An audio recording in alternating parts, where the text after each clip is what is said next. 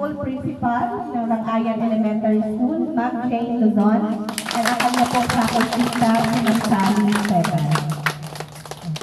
We also have here yung ating pong TONA President, Sir Ferdinand Madamba. And also po yung ating Women's Association President, Ma'am Felizarca Zapico. And kasama po natin dito lahat po ng mga residents and ng Barangay Rangayan, Paligid-Tarlac. And also po, Senior Citizen President po, Carmen Olala po. Good morning po sa ating lahat. Ready na po ang Barangay Rangayan sa kanilang evaluation and assessment for today dahil po ay gusto po nilang manalo ng 380,000 pesos. Ito na po namin po.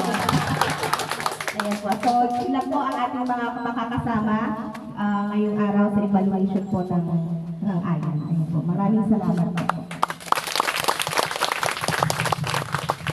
Thank you, Madam Michelle Baino, for the beautiful introductions. Now we go to our welcome remarks to be given to us, Sir Jesse Kiayo, OIC Municipal Agriculture. Sa mga maganda at mga poging mga evaluators po natin, ma'am, sir, mas fresh pa po kayo sa mga gulay yun. Promise. Next month. Sa lahat po ng mga tumulong at lahat ng mga dito na pasigasig na bumuo ng gulay sa barangay. Sa